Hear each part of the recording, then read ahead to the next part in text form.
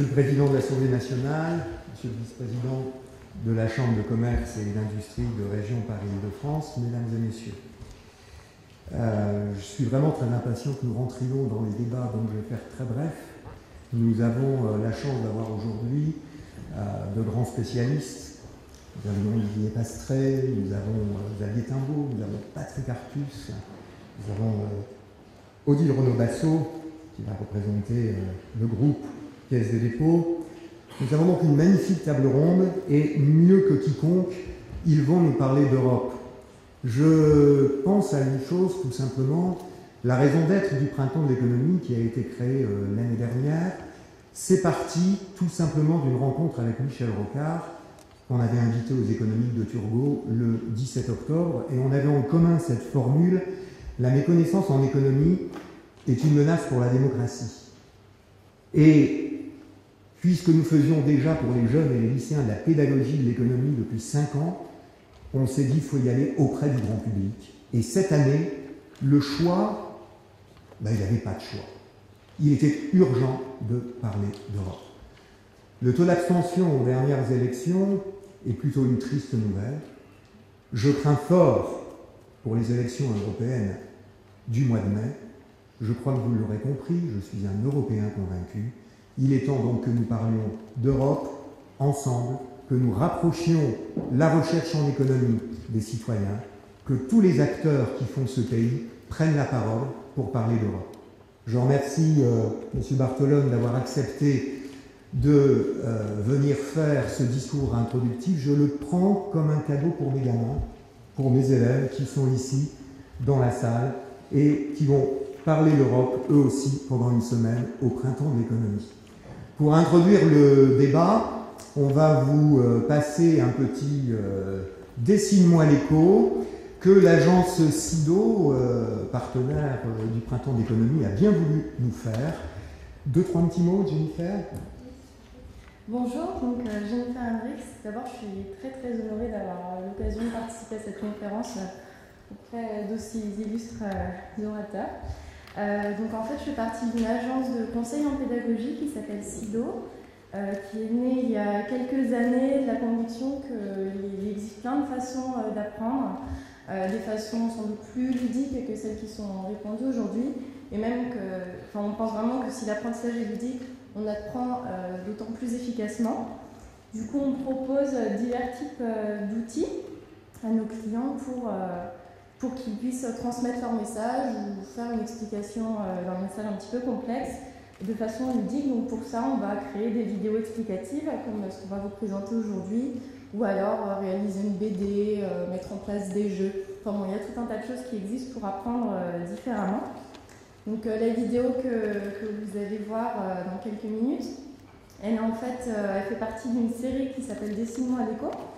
On a lancé lors des dernières campagnes pour les élections présidentielles, parce qu'on s'est rendu compte que dans les médias, on parlait beaucoup de tout un tas de concepts économiques qui ne sont pas forcément maîtrisés par tous. Et donc on a voulu, tous les mois, réaliser une petite vidéo de 3 minutes maximum, parce qu'on considère qu'au-delà de 3 minutes, l'attention décroît. Et dans cette vidéo, expliquer un concept. Alors ça peut être qu'est-ce que le PIB, comment on calcule, comment on mesure le chômage, qu'est-ce que l'union budgétaire, qu'est-ce qu'un paradis fiscal, etc. Donc pour le Printemps de l'économie, ce qu'on a fait, c'est qu'on a réalisé une vidéo sur le budget de l'Union européenne, c'est-à-dire à la fois d'où proviennent ses recettes et quelles sont ses dépenses. En effet, il y a beaucoup de gens pour qui l'Union européenne, ça reste quand même un concept un petit peu flou, on ne sait pas très bien ce qu'elle fait. Donc on s'est dit qu'en revenant à quelque chose de très objectif comme l'aspect financier, quelles sont ses dépenses, ça permettrait de montrer concrètement quelles sont ses activités aujourd'hui. Donc je vous laisse découvrir ça, j'espère que ce sera clair.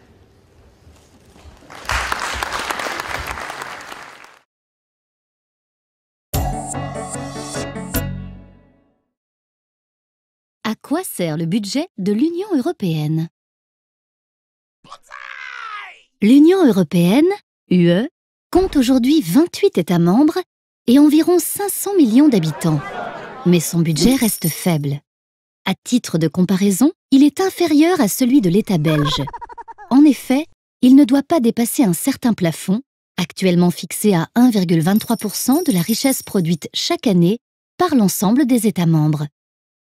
Le budget est adopté conjointement par les ministres des Finances de tous les États et par les députés européens. 90% des dépenses de l'UE sont consacrées à deux postes. D'une part, la compétitivité et la cohésion.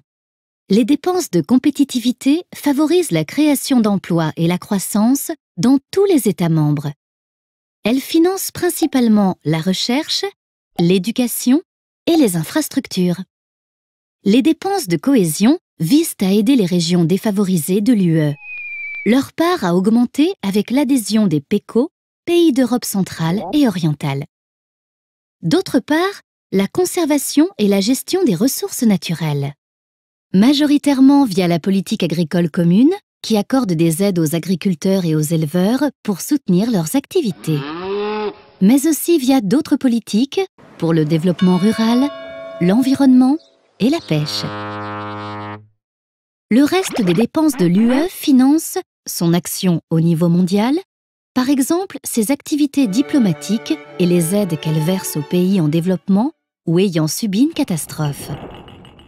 Les frais administratifs, comme la rémunération du personnel des institutions européennes, et la sécurité des citoyens, notamment la lutte contre la criminalité transfrontalière.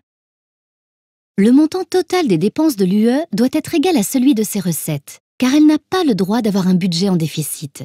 La majeure partie de ces recettes provient des États membres.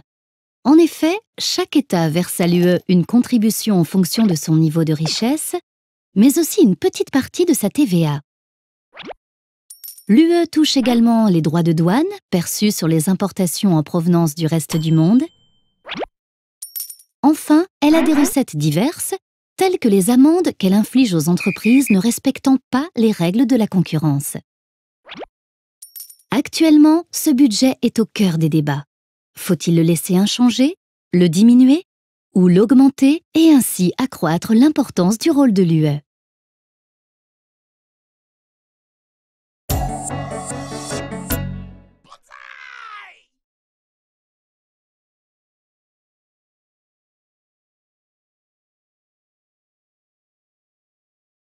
Bien, pendant que la table ronde s'installe, en tout cas, merci à tous nos partenaires et je vous souhaite un très bon printemps économique.